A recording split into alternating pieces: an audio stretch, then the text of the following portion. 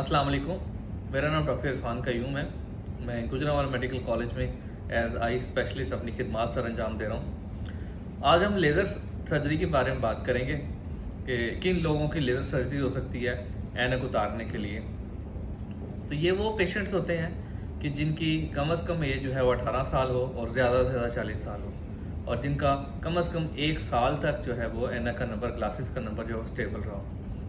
तो इनमें complete examination करने के बाद हम ये डिसाइड करते हैं क्या वो लेज़र के लिए फ़िट है कि नहीं, क्योंकि लेज़र जो है कॉस्मेटिक एक प्रोसीजर है और हमने बड़ा सेफ जोन में रह के काम करना होता है। किसी किस्म का कोई ऐसा रिस्क नहीं लेना हो सकता जिससे खुदा ना खास्ता आइज़ को जो है वो डैमेज हो।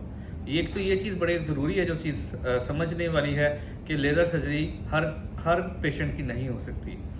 और जो मेन जो इम्पॉर्टेंट चीज़ है एज है, और नंबर उसका स्टेबल रहा हो, और तीसरे नंबर पे जो है उसका सेंटर कॉर्नियल थिकनेस है जहाँ पे हमने लेज़र लगानी है, क्या वो सफिशेंट उसकी थिकनेस है कि जिस पे हम लेज़र लगा सकते हैं। अगर ये तीनों पैरामीटर्स जो हैं वो कंप्लीट नहीं है तो हमें वो लेज़र नहीं करनी चाहिए और हम वो लेज़र नहीं करते। अब जिन पेशेंट्स की लेज़र सर्जरी अगर होती है और वो कुछ पेशेंट्स अगर आके कहते हैं कि हमने लेज़र करवाई और हमारा नंबर वापस आ गया, बेसिकली वो नंबर वापस नहीं आता। बेसिकली होता ये है कि फ़र्ज़ करें अगर किसी का -4 नंबर है और अगले 2 सालों में या 3 सालों में वो -6 नंबर होना, तो ना मुझे पता है, ना लेज़र को पता है, ना उस पेशेंट को पता है कि अगले 3 सालों में 4 सालों में उसका क्या नंबर होगा। लेज़र ने तो -4 करेक्ट कर दिया, जो बाकी का रिमेनिंग नंबर है वो उसको जो है जो फ्यूचर में जो उसका 7 नंबर होना था तो 3 नंबर के साथ पेशेंट प्रेजेंट करेगा।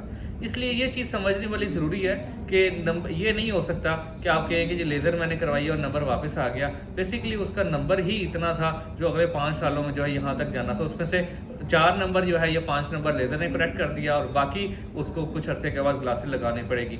इसीलिए उसकी रिक्वायरमेंट है कि कम से कम 1 साल तक जो है उसका नंबर स्टेबल रहा हो और वो ऑफिशियल आपके पास रिकॉर्ड हो कि जी वाकई से वो सेम क्लासेस है, नंबर अब बढ़ा नहीं है, तो फिर हम उस पेशेंट की जो है लेज़र करते हैं। इसके साथ साथ उसके पर्दे के पूरे एग्जामिनेशन होते हैं, पर्दे के उसके टेस्ट होते हैं, कहीं पे उसके पर्दे में कोई डिफेक्ट है तो ये ऐसे पेशेंट्स की भी लेज़र नहीं करनी चाहिए। Thank you very much.